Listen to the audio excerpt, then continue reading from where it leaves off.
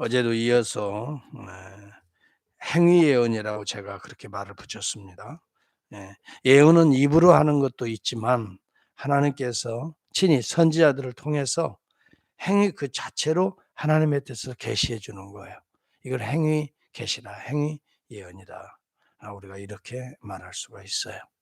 예를 들자면 호세아 선지자를 불러서 너는 음란한 고멜과 함께 결혼하라. 이것도 행위 예언이에요.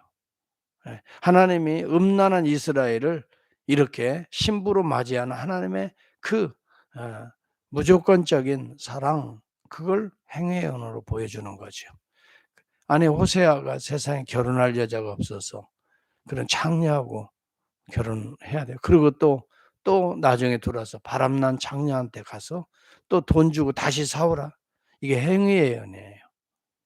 바로 그 바람난 창녀, 더러웠던 창녀, 바로 이스라엘이요. 오늘 우리라는 사실을 보여주는 거죠.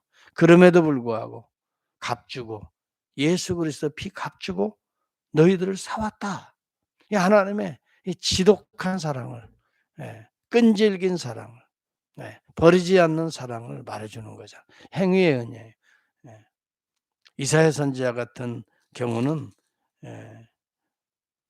목에 멍에를 메고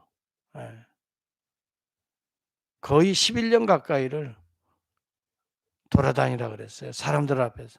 너희들이 죄악을 계속해서 범하면 이렇게 죄의 멍에가 또 이방인의 멍에를 메고 종로로 탄다. 죄의 종로로 탄다. 이걸 직접 보여주라는 말이죠.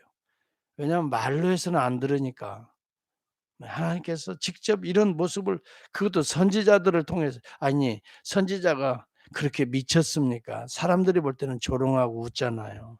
아 저놈 저거 미친놈이구만. 다 발가벗고 다니고. 예. 그리고 멍에 메고 심지어는 썩은 배띠를 두르고 다니라고. 아니 오늘날 그렇게 해 보세요. 사람들이 뭐라고 말하겠어요. 근데 실제적으로 그 당시에 그렇게 했다니까요. 행위의 연이에요. 예. 여러분 왜 이렇게 하나님이 오늘은 또 무슨 어제는 또 무슨 예루살렘 성으로 모형을 만들어 놓고 공성태까지 다 만들어 놓고 철판도 다 해 놓고 이러면서 예언하라고 이렇게 너희들이 당하게 된다. 그리고 세상에 1년 2개월 동안을 왼쪽으로 누워서 밥 먹으래요. 아니 그게 밥이 넘어가겠어요? 왼쪽으로 누워 가지고. 물론 유대인들은 비스듬히 이렇게 앉아서 밥을 먹는 그런 습관이지만 아니 누워서 그다음에 오른쪽으로 또 40일, 290일 왼쪽으로. 아니 그게 무슨 정상적인 사람들이 생각할 때 '이게 무슨 미친 짓이냐.' 이렇게 볼까요? 저 가만히 보니까 에스겔이 저거 완전히 돌았군. 어떻게 저렇게 비정상적으로 살지. 오늘은 뭐냐면 머리털을 날카로운 삭도를 가지고 다 머리털을 밀어버리고 수염도 밀어버리라 이렇게 하거든요. 예. 여러분 당시의 머리털과 수염은 그것은 주인을 상징하는 거예요. 종들을 그렇게 밀었어요. 노예들을 그렇게 밀어버렸어요. 그러나 주인들은 옛날에도 그러잖아요. 옛날에도 보면 예.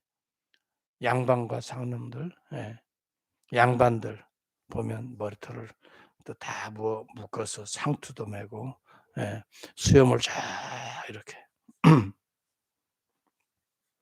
근데 이스라엘 백성들은 머리털과 수염을 상당히 중요하게 예 여깁니다. 하나님의 주신 정말 그리고 또 머리털은 예 그 사람의 권위를 상징합니다. 이 수염 같은 것도. 근데 그걸 밀어버리라. "너는 권위가 다 떨어졌다. 너는 앞으로 종놈이 된다. 노예가 된다." 이걸 실질적으로 하라는 거예요. 그래서 에스겔이 그 미친 짓 같이 여겨지는 그것을 하는 거예요. 여러분 같으면 어떡하겠어요? 지금 빡빡 머리 밀으라면 밀겠어요. 예? 아이 저도 부끄러워서 수치를 어떻게 당해요. 여자들도 머리를 빡빡 밀으라면 밀겠어요. 그런데 하나님께서는 행위 예술이 아니에요. 행위 예술이 아니고 행위 예술 한다는 사람들도 그렇게 하긴 하는데 이상한 몸에 막 페인트 칠하고 다니고 다 벗고 뭐 이상한 문신하고도 다니고 뭐 이상한 하여튼 희한한 옷도 입고 다니고 행동도 그렇게 하고 하죠. 네, 행위 예언. 왜 이렇게 예, 상상하지 못하는 일을 하라고 합니다. 이것을 통해서라도 이렇게 해서라도 그 한 사람이라도 어떻게 해요? 건져보겠다는 하나님의 마음 아니에요. 특히 여기 본문에 보니까 예, 머리털과 수염을 깎아 가지고 3분의 1은 성읍 안에서 불사르고 3분의 1은 성읍 사방에서 칼로 치고 3분의 1은 바람에 흩어지라. 이 말은 그렇게 하나님의 백성들이 3분의 1은 성읍에서 불살라 죽고 그다음에 이제 3분의 1은 성읍 사방으로 칼로 도망 다니다가 칼로 죽고 그다음에 다 흩어져 버리라. 바람에 흩어지듯이. 예. 그렇게 될 것이라는 걸 말해요. 예. 이것은 이방인들보다 더한 죄악이 있기 때문에 그렇다라고 여기 7절 이하에 말하잖아요. 이방인들보다 더하여 내 율례를 행하지 아니하며 내 규례를 지키지 그래서 이방인들에 의해서 이렇게 부끄러움과 조롱을 당한다는 거예요. 멸시를 당하고 심판을 당한다는 거예요. 전무후무하게 내가 너희들을 던져버리리라. 9절에도 보면 아버지가 아들을 잡아먹고 아들이 반항하면서 아버지를 잡아먹는 날이 되리라. 실제적으로 그런 일들이 있었어요. 네. 바벨론 느부갓네살이 아주 예루살렘 성곽 외곽의 성을 쌓아 버려 가지고 나오지도 못하고 들어가지도 못하고 그래서 1년 반 정도를 그 안에서 굶어 죽는 거예요.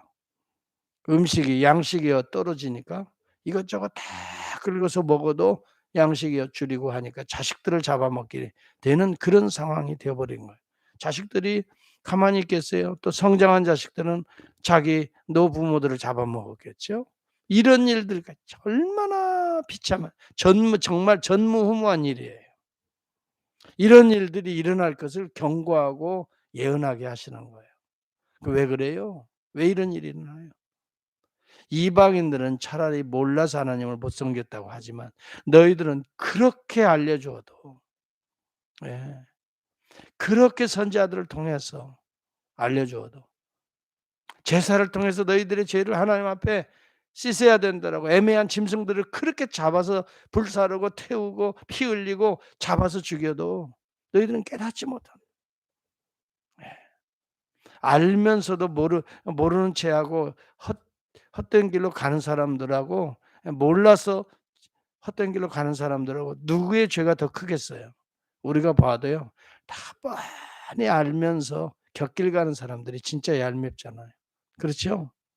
우리 사람도 그래요. 몰라서 그렇다면 '아이고 그랬군요.' 하고 이해라도 해 주죠. 뻔히 알아요. 예. 하나님의 말씀이 몰라서 범죄했다면 차라리 예 불쌍하기라도 하죠. 그래서 가르쳐 주라는 거예요. 그래서 에스겔에게 증거하라고 하는 거예요. 듣든지 아니 듣든지 전파하라고 그랬잖아요. 예. 들어도 예 헛된 길로 가는 사람들이 차라리 예 모르고 죄악을 범하는 자보다 훨씬 더 크다 이 말이죠. 여기 본문에 보니까 그 내용이 나오는 거예요. 네. 참으로 우리는 이 부분을 조심히 해석해야 돼요. 우리가 조금 아는 것으로 예 지식적으로 이건 신앙이 아닙니다. 아는 것이 신앙이 아니에요. 그것은 신앙의 한 단계요 기초일 뿐이에요. 거기에는 뭐가 있어요? 예. 아는 것, 이 성경이 말하는 아는 것은 지식적으로 아는 걸 의미하는 게 아니에요. 내가 너를 안다 하면 하나님이 우리를 그렇게 안다는 게 아니에요. 하나님이 창조했으니까 아시겠죠. 네. 내가 만들었으니까 뭘 알잖아요. 그런 정도 아는 게 아니에요. 너무 애착을 가지고 예. 내 품 안에 두고 예. 항상 속속들이 살피면서 만지면서 이것을 안다 그래요. 그래서 부부 관계를 안다고 표현하는 거예요. 아내가 남편을 알고 남편이 아내를 알고. 이게 뭐예요? 샅샅이 구석구석 살피면서 돌보면서 마음을 함께 나누면서, 예, 쓰다듬어 주면서 아픔을 치유해 가면서, 여러분 그렇게 살아가는 것을 안다. 내가 너를 안다. 사랑한다는 말이에요, 한마디로. 예. 오늘 저와 여러분들의 신앙을 한번 회복해 봅시다. 한번 잘 살펴봅시다. 오늘 이러한 모습으로 어떻게 해요? 오늘 하나님의 종들이 나타나서 이런 행위를 한다면 여러분들은 미쳤다고 손가락질하겠어요? 예. 분명히 하나님의 계시가 나타나서 그 일을 저도 어 모르게 해야 된다면, 나도 싫지만은 그 일을 해야 된다면, 내가 만일 머리털 밀고 다니고, 예, 수염 뭐 지금이야 인제 그런 문화가 아니지요.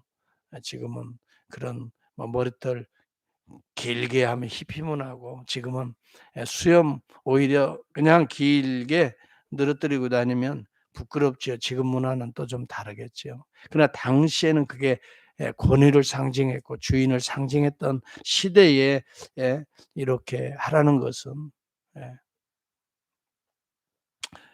참으로 우리가 알아야 될 것은요, 이러한 부끄러움도 개의치 않으시는 하나님의 모습이에요.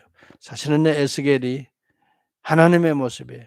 이렇게까지 하나님이 하는데도 너희들 알지 못하느냐 이 말이에요. 깨닫지 못하느냐. 사실 이 부끄러움을 누가 당했어요? 예수 그리스도가 당했잖아요. 얼마나 부끄러워요. 그래서 히브리서 12장 2절을 보면 십자가가 그렇게 세상 사람들을 보기에는 부끄러운 거예요. 예. 우리 주님이 그 부끄러움을 개의치 아니하셨다 그랬어요. 여러분 창녀와 같은 고매를, 예, 아내로 맞이하듯이 우리 주님이 우리를 그렇게 하셨단 말이에요. 부끄러움을 개의치 아니하셨어요. 호세아 선지자가 그 일을 행한 것처럼 우리 주님이, 예, 그렇게 지금, 예, 행하신단 말이에요.